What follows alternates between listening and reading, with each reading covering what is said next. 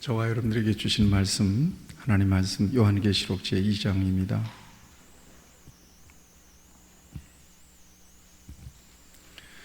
요한계시록 제2장 8절에서 11절까지 있는 말씀입니다.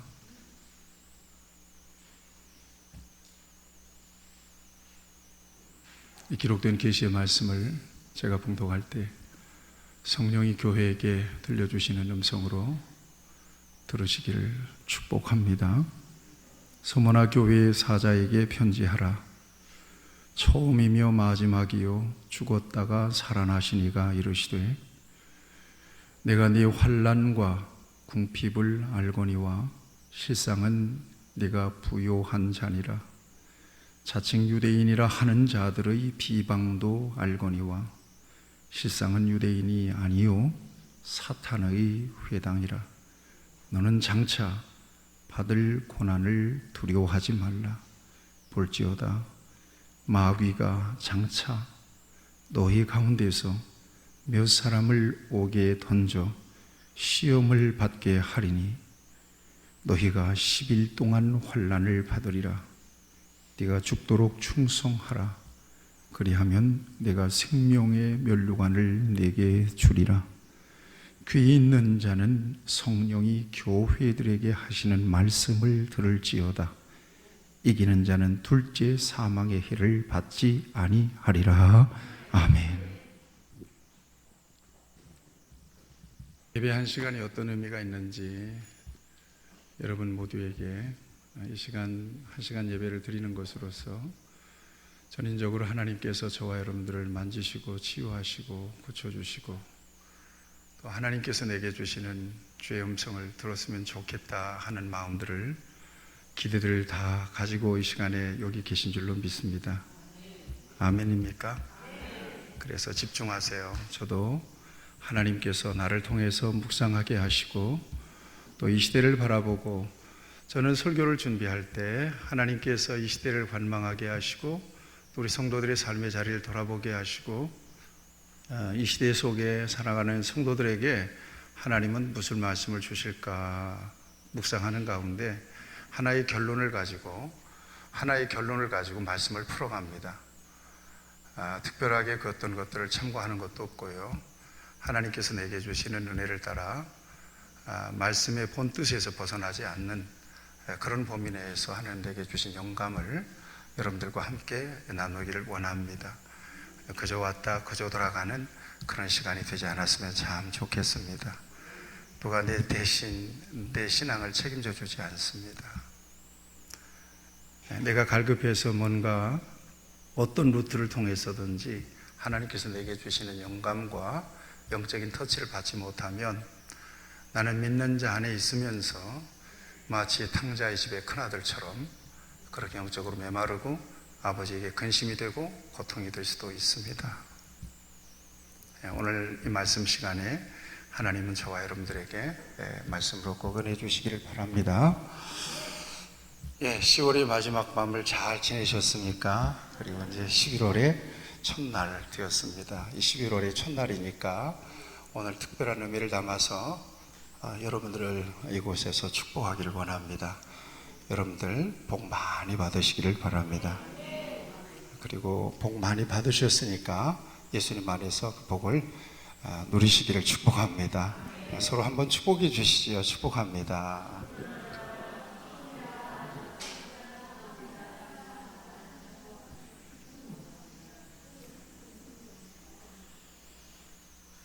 말씀을 듣는 가운데 말씀을 기억하려고 하지 마시고요. 저도 요즘 노진준 목사님이라고 그분 목사님을 계속 제가 말씀을 듣습니다. 왜냐하면 저도 공급받아야 되고 자꾸 지엽적으로 자꾸 이렇게 떠들면 별로 은혜가 안 되고 뭔가 본질을 이야기할 때 귀가 솔깃해지기 때문에 잘 때도 틀어놓고 자고 아침에 일어나면 또 틀어놓고 여러 가지 말씀들을 나누는데 그분의 말씀을 바라보고 또 믿음을 해석하는 그 사상과 그 가치가 저와 일치한다 이렇게 생각합니다. 저도 여러분 모두에게 이 땅에서 잘 되고 잘 사는 것은 이거 역시 하나님께서 주시는 것이고 다 하나님께 받은 복이라고 다 포장할 수 있겠지만, 진정으로 하나님께서 저와 여러분들에게 주시고 싶은 복은 성경을 통해서 주시고 싶은 하나의 선물, 엑기스, 이것은 바로 복음입니다. 예수 그리스도 안에서 하나님의 자녀로 살아가는 것이고, 이 땅에서 일생을 다한 뒤에 하나님께서 부르실 때 영원한 하나님 나라에서 영생을 누리는 것이고요, 그 다음에 이 땅에서 우리에게 주신 믿음, 이 믿음이라고 하는 것은 가장 귀한 선물인데, 그 믿음 안에서 주님 앞에 충성하고 또 헌신할 때, 충성과 헌신이라고 하는 것도 우리 의지로 될 수는 없습니다. 하나님께서 은혜를 주셔야 되는 거거든요. 그 은혜를 여러분들에게 주셔서 하나님께 충성하고 헌신하다가 하나님 앞에서 그에 따른 상급을, 약속된 상급을 받는 것이 이 땅에서 저와 여러분들의 삶의 목적임을 믿으시기를 바랍니다. 그래서 다른 것은 없어요. 다른 것은 성경이 주시고자 하시는 거, 다른 것은 없어요. 바로 그거예요. 그걸 붙잡고 그 안에서 소망을 가지고 그 안에서 힘을 내야 돼요. 그 안에서 뭔가 여러분들의 삶의 가치를 발견할 수 있어야 돼요. 그게 뭐라고요? 복음이에요. 예수 그리스도 안에 그 안에서 또 자유할 수 있어야 되고, 그 안에서 행복할 수 있어야 돼요. 염려와 근심과 걱정과 환난과 여러 가지 짓눌리는 삶을 또 그 안에서 또 풀어내야 돼요. 그 안에서, 예수님 안에서. 그러니까 하나님께서 저와 여러분 모두에게 무엇보다도 이 복음의 은혜, 복음의 감격, 이것으로 충만해 주시기를 바랍니다. 그럴 때 11월 한 달도 넉넉하게 이긴 삶을 살아가게 되는 거죠. 이미 예수님께서 말씀하시잖아요. 너희가 세상에서 환난을 당하지만 담대하라. 내가 세상을 이겼다. 십자가에서 다 이루셨다. 부활을 통해서 하나님은 이 죽음을 대변하는 인간의 모든 고통을 전부 다 승리하셨단 말이죠. 예수님이 여러분 안에 계시나요? 확실하시나요? 그러면 여러분들은 이긴 자로 살아가는 거고, 남은 삶도 이겨놓고 싸우고, 이긴 경기 재방송 보는 거거든. 이긴 경기 재방송 보면서 낙심하고 막 그렇게 하진 않잖아요. 그렇죠? 이긴 경기 재방송 본다. 다만 믿음 안에 계세요. 다만 여러분들에게 주신 그 믿음의 은혜를 잘 지켜나가세요. 아멘. 그러면 틀림없이 여러분들도 예수님이 승리하신 것처럼 승리하세요. 오늘 저는 이 말씀을 보면서 하나의 느낌을 잡는 거죠. 하나님께서 내게 주신 감동이라고 얘기해야 되겠죠. 어떤 말씀이 쏙 와서 안기는가? 안다는 말이에요. 오이다. 다른 말로 하면 기노스코라는 말인데, 안다라는 말이에요. 안다. 안다는 말이 오늘 10월을 끝내고 11월 시작하면서 이 첫 주에 이 안다는 말이 저에게 있어서 큰 위로가 되고 힘이 되어서 함께 이 말씀을 풀면서 여러분들과 함께 주님의 마음을 나누고자 여기에 선 것입니다. 함께 은혜가 되기를 바랍니다. 같이 하시죠. 내가 안다. 누군가가 나를 알아준다는 것은 굉장한 힘이 되고 에너지가 돼요. 일반적으로 우울감을 갖고 살아가는 사람들 주변에는 그 사람의 마음을 함께 나눌 수 있는 사람이 있을까요? 없을까요? 없어요. 그래서 혼자 고민하다가 벽을 딱 쌓아버리고 마는 거거든요. 커튼을 싹 치워버리고 말아요. 그 혼자 안에서 고민하다가 인생 뭐 살 게 있어, 뭐 인생 별거 있어 그러고는 자꾸 자기 자신을 비약하고 자꾸 거부하고 거절하고 그러다가는 자살에 이르게 되죠. 그런데 그 누군가가 나를 알아줬어요. 나를 이해하고 있어요. 나의 결점도 나의 단점도 나의 장점도 알고, 무엇보다도 내게 실망하지 않고 어떤 경우에라도 변하지 않고 언제나 동일한 응원을 보내주는 그 어떤 사람,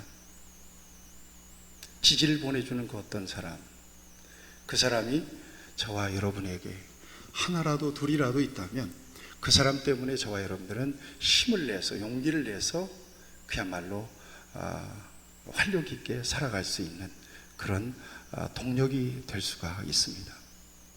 그분이 우리 주님이라면 두말할 것도 없죠.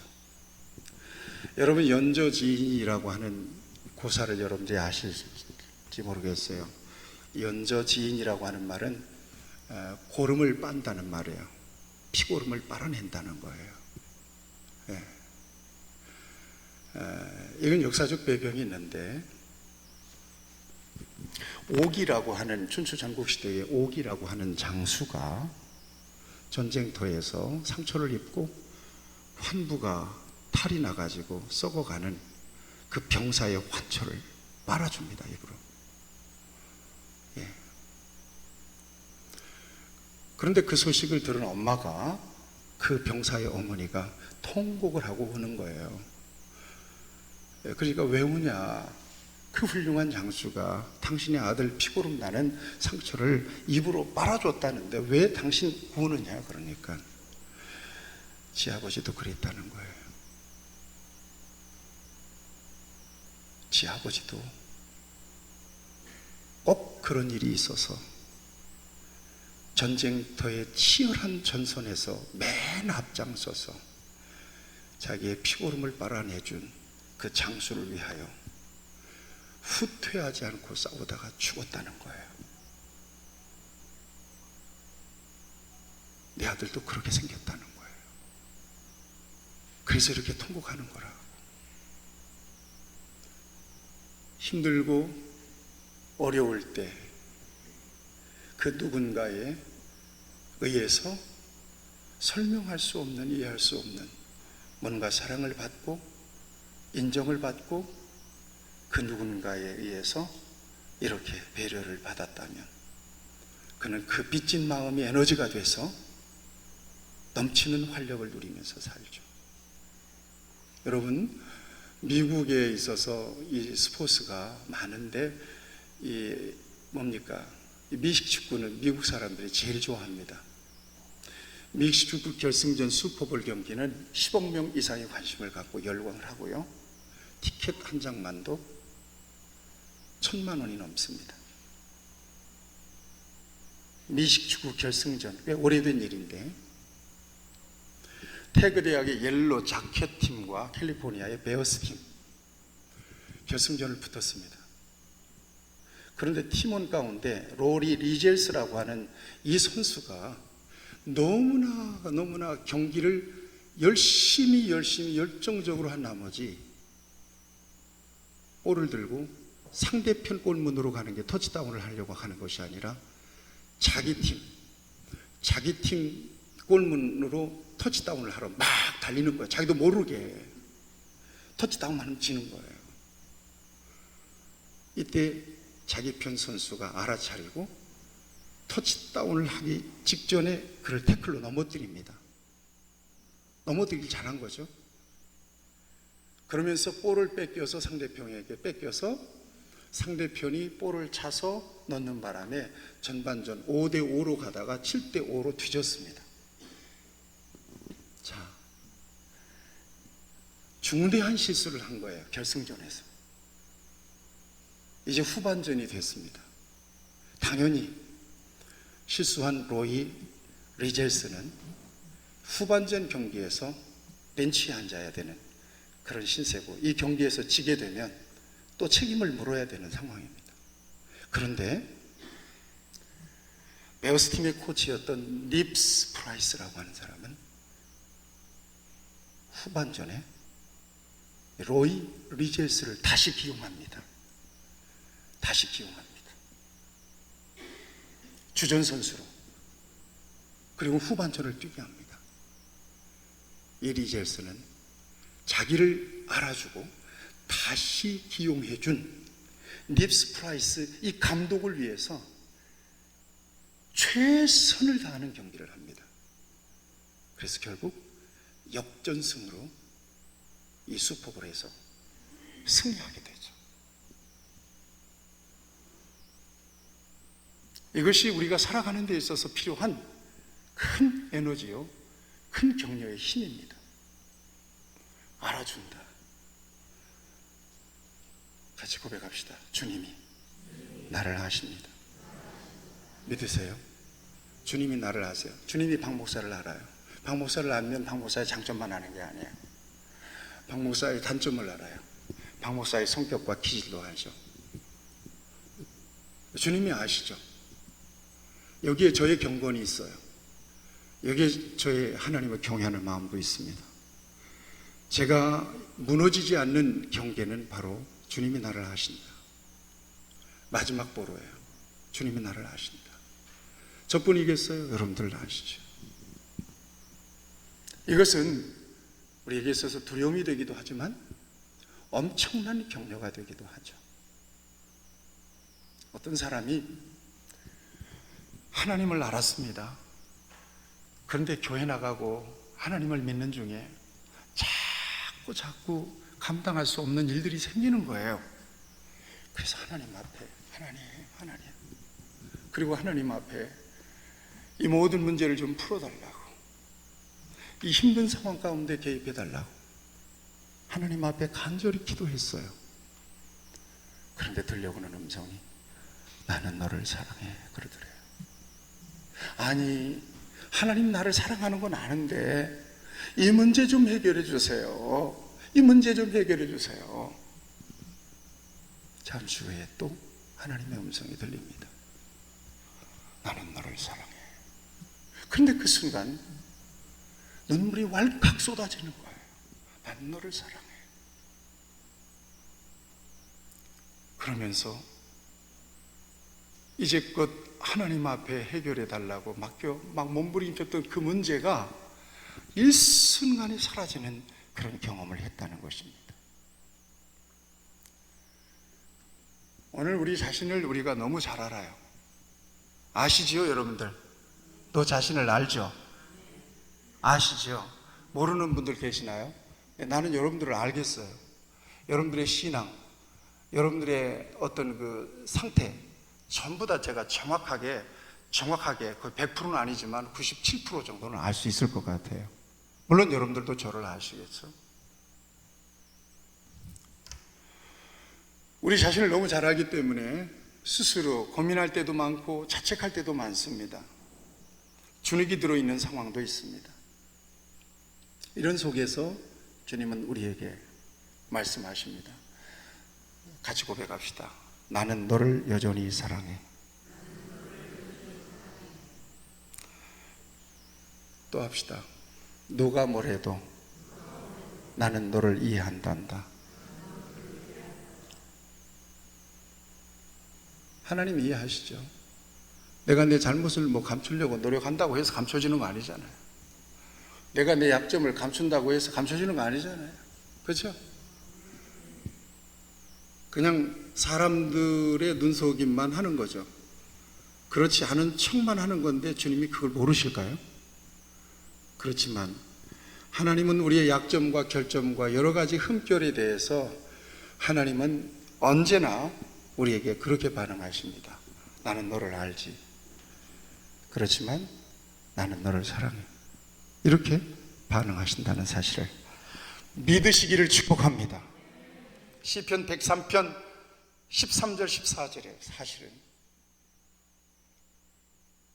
정말 제가 말씀을 준비하면서 감사하는 게 이 말씀을 묵상했었거든요. 이번 주 설교로 이 말씀을 본문으로 잡았었어요. 이거 다윗의 고백이에요. 그런데 이 설교를 하는 중에 당연히 이 말씀이 들어오더라고. 다윗이 알았어요. 내가 누구냐? 먼지다. 내가 먼지다. 먼지가 같이 있는 거 아니잖아. 먼지 같은 존재인 것을 나도 알지만 하나님이 알고 계신다. 하나님의 긍휼하심과 하나님의 자비하심과 내가 먼지라고 하는 사실을 알아주시는 하나님의 그 봐주시는 은총이 아니면 내가 하나님 앞에 설 수가 없는 존재인 것을 내가 압니다. 그런 고백이에요. 읽어드릴게요. 아버지가 자식을 긍휼히 여김같이 여호와께서는 자기를 경외하는 자를 긍휼히 여기시나니 이는 그가 우리의 체질을 아시며 우리가 단지 먼지뿐임을 기억하심이로다. 그는 고백합니다. 먼지입니다. 그 역시 하나님이 그의 연약함을 너무나 잘 아신다는 것으로 자신에게 엄청난 위로와 힘을 얻었던 것을 오늘 이 말씀 속에서 고백하고 있습니다. 여러분, 탕자의 비유의 감동이 어디 있습니까? 탕자의 비유를 모르시는 분은 안 계시잖아요. 그 탕자의 비유의 감동은 어디 있습니까? 탕자가 죄인이 아닙니까? 탕자가 아버지를 배반한 사람 맞잖아요. 그럼 아버지가 그 탕자의 죄를 모릅니까? 탕자가 아주 불량하고 불효자식이라고 하는 것을 아버지가 몰랐을까요? 알죠. 방탕하고 돌아온 자식을 그럼에도 불구하고 있는 모습 그대로 받아주고 안아주셨다는 거예요. 이것이 탕자의 비유가 우리에게 주는 감동입니다. 아버지가 그의 비리를 모르는 것이 아니고, 아버지가 그의 타락을 모르는 것이 아니고, 그럼에도 불구하고 아버지의 사랑은 아들의 허물을 덮고도 남더라. 이것이 탕자의 비유를 통해서 우리에게 주시는 은혜입니다. 우리가 많이 부족하고 흠결이 많을지라도 있는 모습 그대로 봐주시고 잘할 수 있도록 능력을 주시고 포기하지 않고 응원해 주시는 은혜가 오늘 우리 모두에게 있기에 저와 여러분들이 이렇게 몽땅 죄를 짓고도 하나님 앞에 고개를 들 수 없을 만큼 그렇게 엉망으로 살아놓고도 하나님 안에서 거룩한 척하면서 예배할 수 있는 거예요. 이게 하나님의 은혜예요. 인정하시죠? 네. 비록 변변치 않은 열매를 가지고 갈지라도 등을 두드려 주시는 우리 하나님, 비록 빈손으로 갈지라도 격려하시고 위로해 주시는 하나님의 은혜가 저와 여러분에게 있습니다. 그래서 우리는 주만 바라볼지라. 하나님의 사랑, 하나님의 사랑의 눈으로 너를 어느 때나 바라보시고 하나님의 인자하는 비로소 언제나 내게 기울이시니 어둠의 밝은 빛을 비춰주시고 너의 작은 신음에도 응답하시니 너는 어느 곳에 있든지 주를 향하고 주만 바라볼지라. 우리 찬양 예배 때 이 찬양으로 준비해 주시면 좋겠습니다. 주만 바라볼지라. 저는 10월을 보내고 11월 첫 주를 맞이하면서 이 본문을 통해서, 오늘 읽은 본문을 통해서 우리 주님께서 주시는 위로와 격려를 받았습니다. 위로와 격려를 여러분과 함께 지금 나누고 있는 것입니다. 요한계시록의 문을 열면 소아시아 7교회에 대한 예수님의 평가가 등장합니다. 이 교회들은 이 땅의 모든 교회를 대표합니다. 또한 이 땅의 모든 그리스도인들을 대표하기도 합니다. 당시 교회는 건물이 아니었으니까요.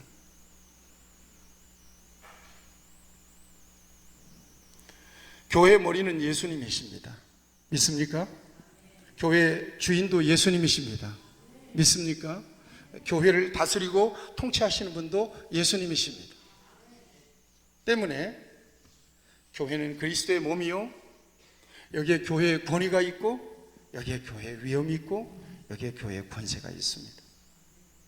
여러분, 교회를 귀하게 여기시기를 바랍니다. 우리 교회의 공동체를 귀하게 여기시길, 이것이 여러분들의 신앙의 거리예요. 이것으로 여러분들의 신앙이 평가될 수 있습니다.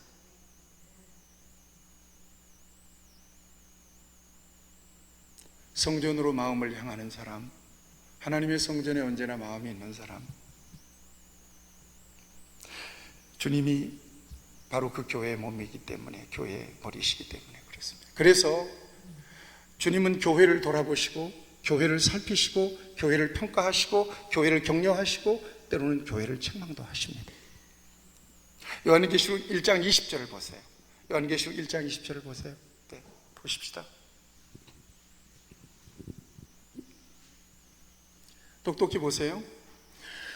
네가 본 것은 내 오른손의 7 별의 비밀과 또 7 금촛대라. 7 별은 7 교회의 사자요, 7 촛대는 7 교회니라.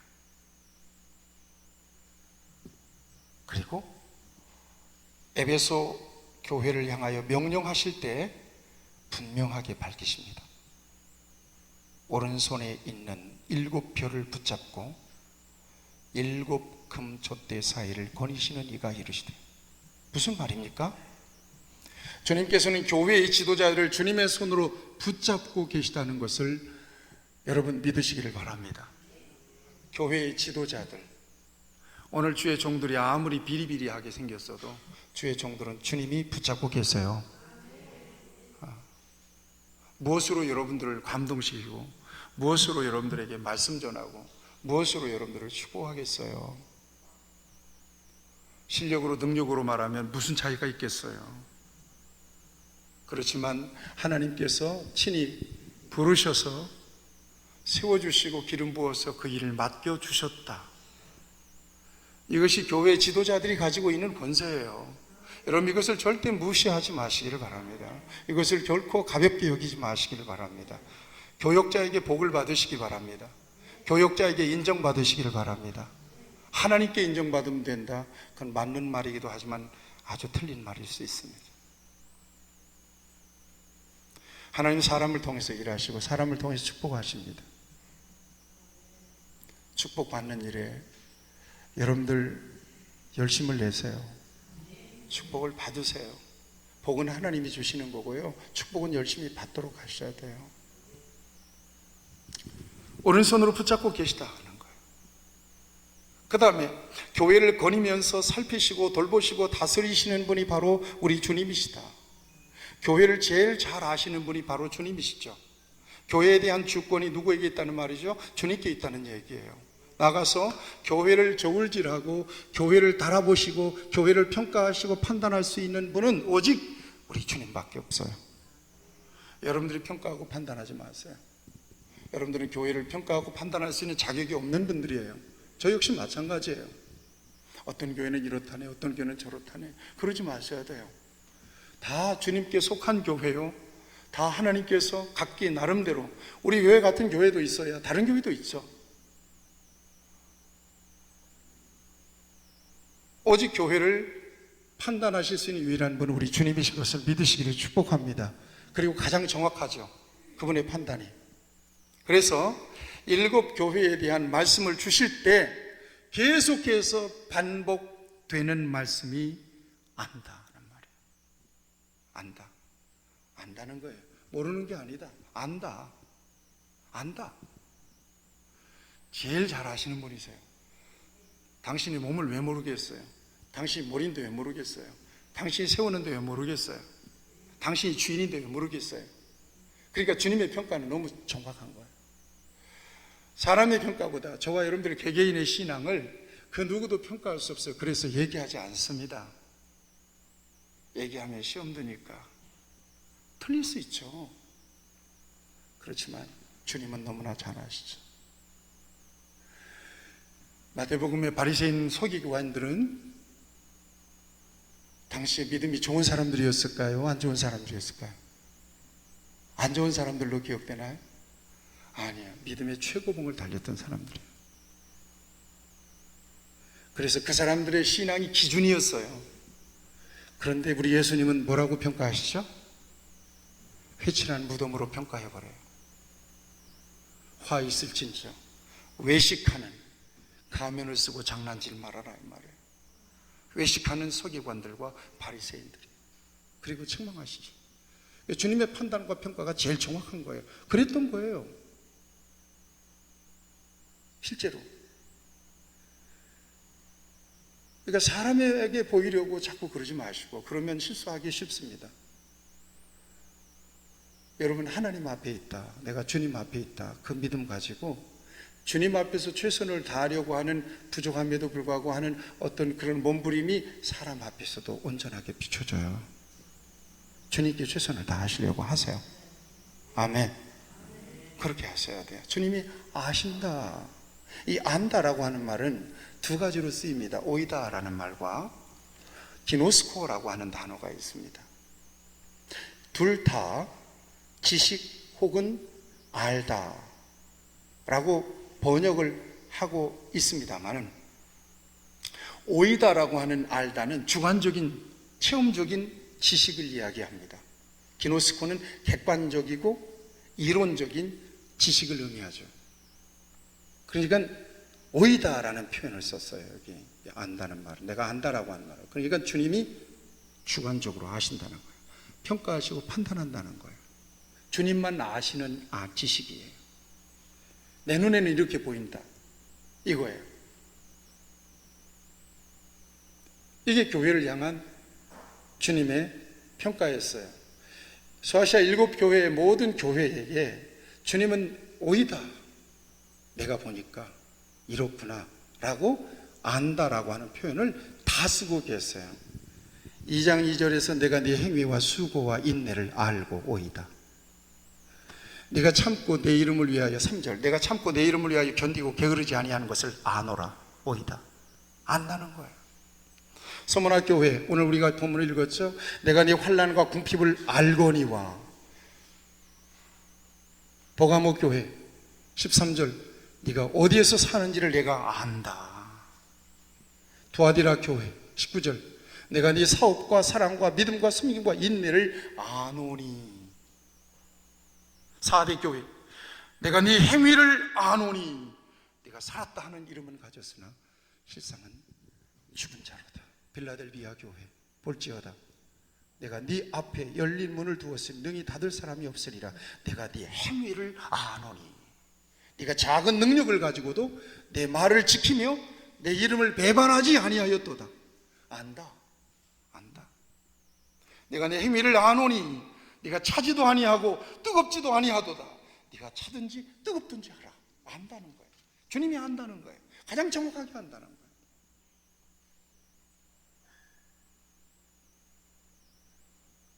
부정할 수 있겠어요?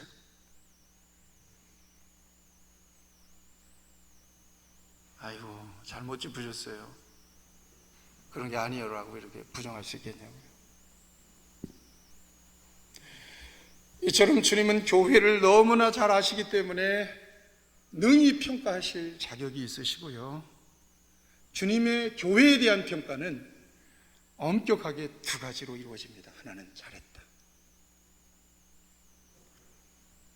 칭찬입니다. 그럼에도 불구하고 믿음을 지켰고 충성하고 진리를 수호하는구나. 네가 열심을 다하는구나. 네가 최선을 다하는구나. 주님이 보시니까요. 평가하시는 거예요. 그 다음에 두 번째 평가는 책망입니다. 그런데 말이야, 너의 처음 사랑을 버렸어. 그런데 말이야, 발람의 교훈을 따르는구나. 그런데 우상을 섬기고 행음하네. 실상은 살았다는 이름만 가졌지 내가 보니까 죽었어.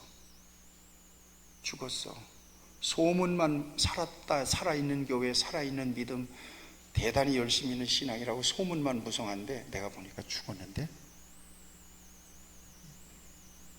이 주님의 평가를 누가 피해갈 수가 있겠습니까? 주님은 평가는 너무나도 명확합니다. 왜냐하면 주님이 직접 보고 주님이 직접 경험하고, 아까 말씀드렸죠? 주님이 주인이시기 때문에 두루두루 감찰하세요. 이 같은 차원에서 오늘 본문에서 서문화 교회를 향하신 우리 주님의 말씀 중에서 우리가 주목해야 될 말씀이 바로 네가 내 환난과 궁핍을 알거니와 오이다. 서문화 교회가 믿음을 지키기 위해서 모든 기득권을 다 내려놓을 수밖에 없었어요. 당신은 예수 믿으면 모든 기득권을 다 내려놔야 돼요. 국가 보조금도 못 받아요. 예수 믿으면 혜택도 못 받아요. 그러니 가난할 수밖에요.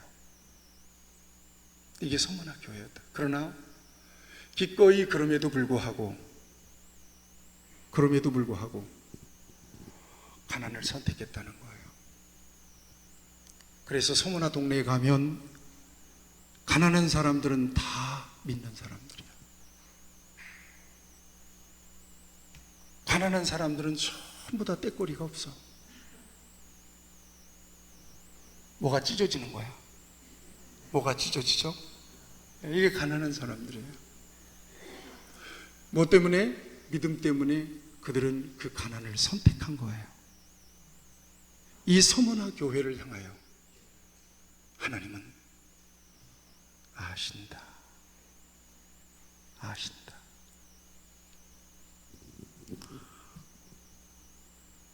유대인의 비방 있잖아요.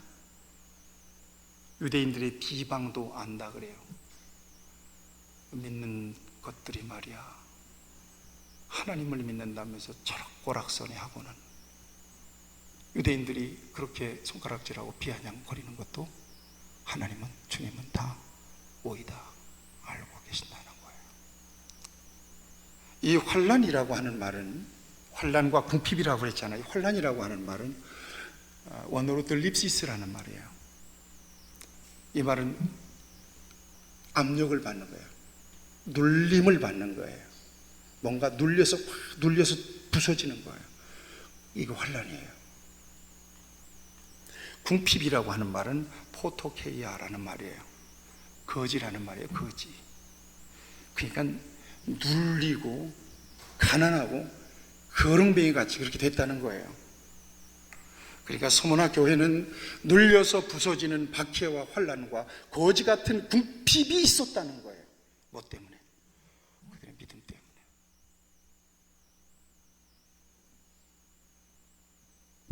예수만 아니었다면, 믿음만 아니었다면, 그저 적당하게만 믿었다면 그렇게 궁핍 당할 이유가 없어요. 그렇게 거지같이 살 이유가 없는 거예요. 적당하게 살며 회색지대에서 온탕 냉탕 왔다 갔다 하면서 주일날 가서 예배 드리고 세상에서 그저 마음대로 편안하게 살고 누가 볼 게 뭐예요? 그렇게 살다가 신앙의 양심이나 한 번씩 지키고 살면 세상 사람들이 볼 때도 그렇게 궁핍하게 안 살아요. 믿는 자들 안에도 예수 그렇게 믿는 거 아니야, 요령껏 믿어, 그런 사람이 있어요. 너무 깊이 빠지지 마, 미치지 마, 이런 이야기를 하는 사람도 있대요. 제발 좀 미쳐보세요. 미칠 수 있으면 미쳐보세요. 그런 말이 여러분 현혹되지 마세요. 안수 집사도 그렇다대, 장로도 그렇다대, 목사님도 다 그렇더만 뭘 유별나게 믿지 마, 이런 말이 있잖아요. 여러분, 이런 사탄의 복음이 여러분들에게 크게 들리지 않기를 바랍니다. 믿습니까? 그건 사탄의 소리예요. 여러분들의 영적인 신분을 빼앗고 영적인 힘을 꺾어버리고 하나님의 이름을 부르는데 부끄러움이 될 수 있는 바리케트를 치는 거죠. 적당하게 타협하면서 회색지대에서 살았더라면 로마의 법에 굴복하고 당시에 황제의 숭배가 횡행했던 그 시대, 엄격한 시대에 황제를 하나님이라고 하고 황제 숭배에 참여하고 오늘날 우리 일제시대 때 신사에 참배하고 그랬더라면 절대로 이렇게 가난하게 살지는 않았을 사람들이에요. 그런데 그럴 수가 없는 거예요. 그래서 가난하게 되기도 하고 핍박을 받기도 하죠.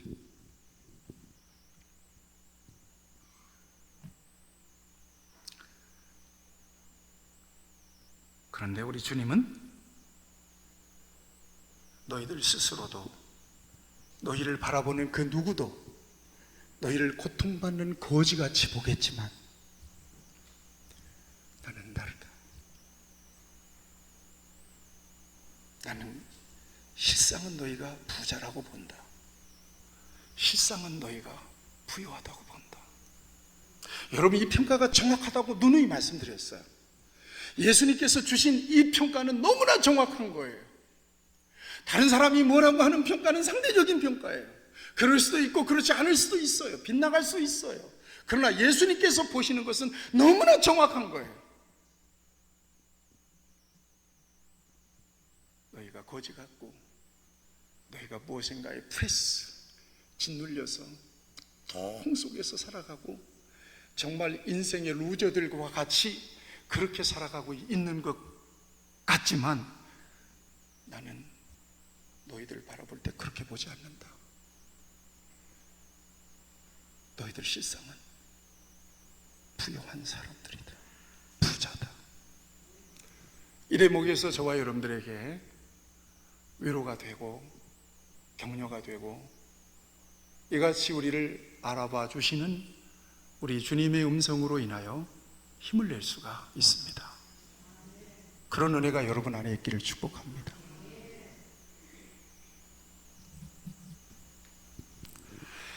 그러면서 말씀하십니다. 장차 받을 고난을 두려워하지 말라. 격려해 주십니다. 장차 받을 고난을 두려워하지 말라. 이보다 더한 고난이 또 있습니까?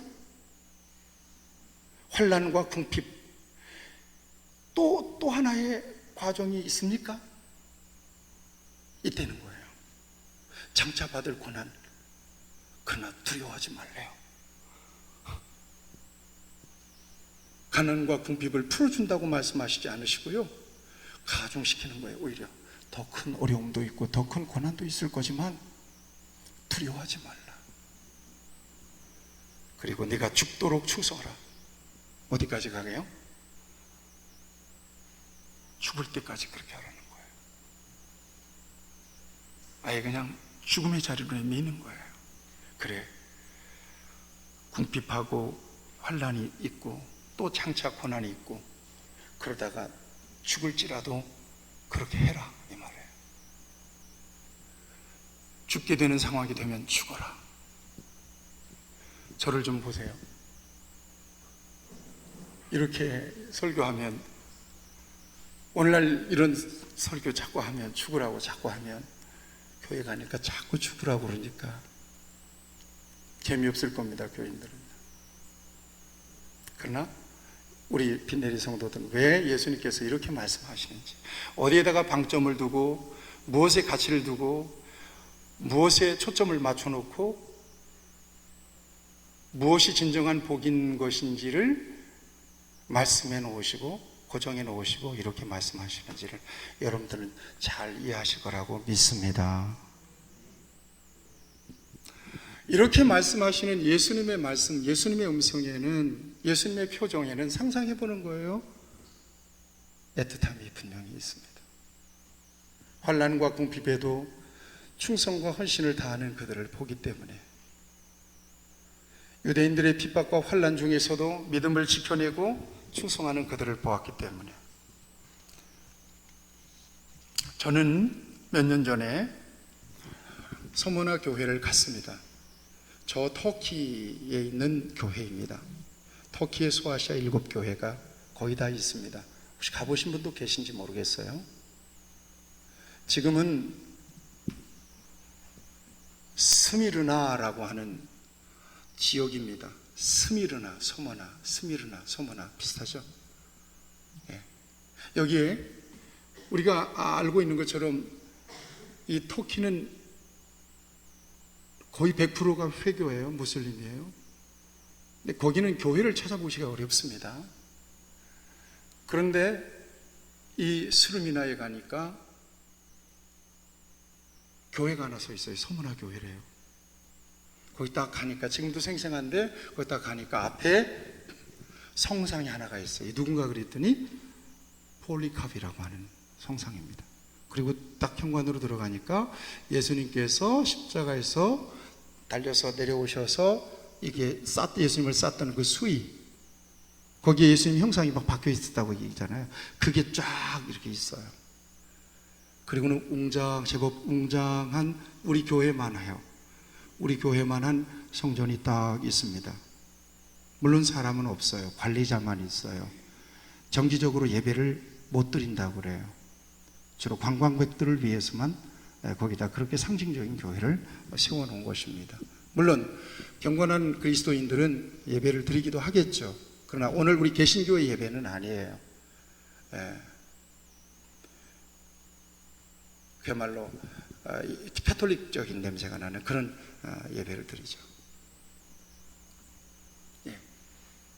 거기에 초대 목회자가 폴리캅이라는 속사도예요. 속사도면 예수님의 제자 12제자가 있잖아요. 그 예수님의 12제자의 직계제자를 속사라고 그래요. 속사도라고 그래요. 이거 폴리캅이라고 하는 주교가 거기에서 목회를 했습니다. 그러다가 예수님을 믿는다는 제목으로 그가 붙잡혀서 주 165년에 황제 숭배를 거절한다는 제목 때문에 그가 붙잡히게 됩니다. 황제 숭배를 거부한다. 그래서 그가 붙잡혀서, 당시에는 종교재판을 하면 화형식을 하죠. 산채로 불을 태워버리는 거예요. 묶어놓고 나무돔, 장작돔이 딱 쌓아놓고 화형식 직전에 이 폴리캅 교주에게, 주교에게 회유를 합니다. 하나님을 저주하라는 거예요. 예수 그리스도를 저주하라는 거예요. 저주하면 살 수 있다는 거예요. 당시에 폴리캅의 나이는 86세였습니다. 이때에 유명한 말을 하고 순교합니다. 이렇게 이야기합니다. 나는 평생 동안 그분의 종이었고 주님은 나에게 단 한 번도 서운하게 해주신 적이 없었소. 그런데 나를 구원해 주신 왕을 이제 와서 어떻게 부인할 수 있겠소? 86년을 사는 동안 단 한순간도 주님은 나를 모른다고 하지 않았는데 내가 어떻게 주님을 모른다고 할 수 있겠느냐? 이것이 당시 서머나 교회의 신앙이요, 고백이요, 그것이 바로 그들의 삶이었습니다. 이것이 우리 주님의 눈에 비추이는 서머나 교회의 신앙에 대한 평가였습니다. 서머나 교회는 주님께 기쁨이 되기 위해서 충분한 교회였고, 그래서 주님은 그 어떠한 책망도 없이,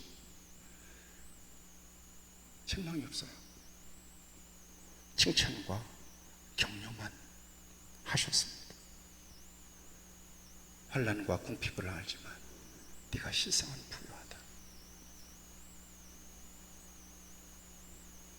주님은 서머나 교회를 진정한 부자로 보셨습니다. 이것은 물질의 부자가 아닙니다. 영적인 부자. 같이 고백합시다. 믿음이 부자여야 진정한 부자입니다. 아멘. 믿음이 부자가 되기를 축복합니다. 주여 내게 믿음이 부욕기를 바랍니다. 그러고 기도하시기를 바랍니다. 주여 내게 믿음의 부자가 되게 해달라고.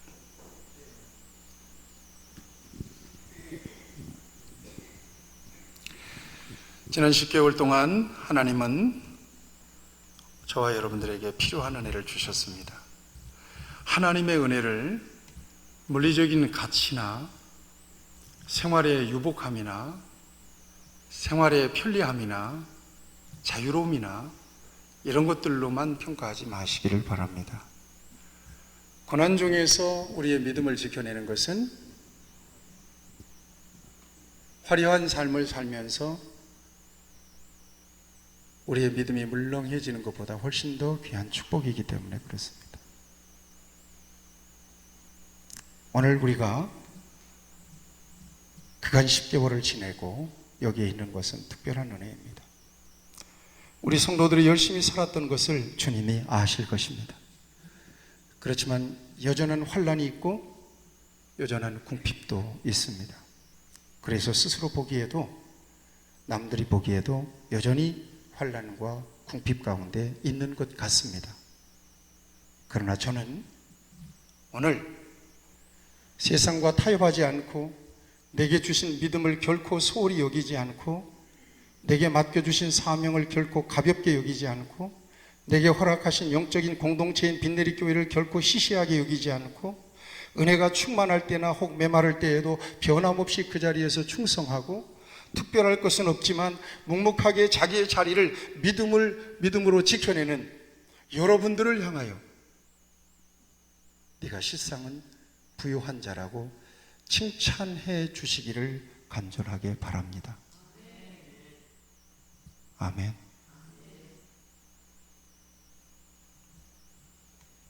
칭찬해 주실 것입니다라고 얘기하지 않았습니다. 칭찬해 주시기를 간절히 바랍니다.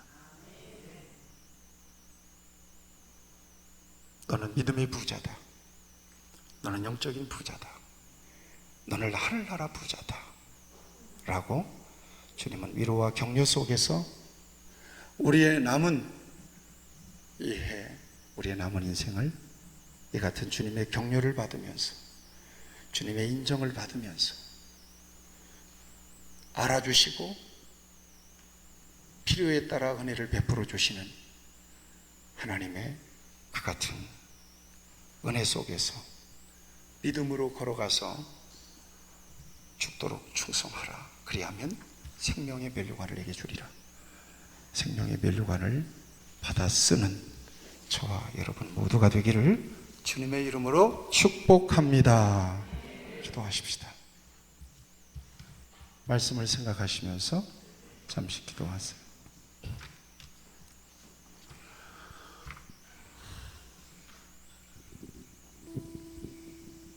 어려운 시대를 살아가고 있습니다. 누가 내 신앙을 누구도 평가 못해요. 예. 만약에 평가할 수 있다면 그래도 최선을 다하고 있습니다라고 밖에는 얘기를 못해요. 그 이상 얘기하고 리얼하게 얘기하면 그 정도로 메말랐습니까? 그 정도로 기도 안 하고 어떻게 삽니까? 그 정도로 축복도 사모 못하면서 무슨 사명을 감당한다고 그럽니까? 직분자입니까? 그 정도 가지고, 그 수준 가지고 무슨 직분을 감당합니까? 이런 얘기 못합니다. 주님이 보실 때 어떻게 보실까요? 참 한심합니다. 이런 얘기 못합니다. 다만 묵묵하게 입 다물고 하나님께서 은혜를 주시면 자, 감당할 수 있겠지, 그래도 최선을 다하고 계십니다 라고 격려할 수밖에 없습니다. 그러나 주님의 평가는 다릅니다. 주님의 평가는 직설적이고 주관적으로 주님은 여러분들을 평가할 수 있고, 저를 평가할 수 있고, 우리 교회를 평가할 수 있고, 이 시대의 교회를 평가할 수가 있습니다. 지금 주님은 성원아 교회를 평가하고 있습니다. 믿음 때문에 스스로 가난해지고 여러 가지 곤란과 시련 속에서 그럼에도 불구하고 믿음을 놓지 않고 한 주님의 격려를 받으면서 생명의 멜로관을 향하여 나아가는 이 성원아 교회를 향하여 우리 주님은 내가 안다 말씀하시면서 그들 편에 계신 것을 확인시켜 주고 계십니다.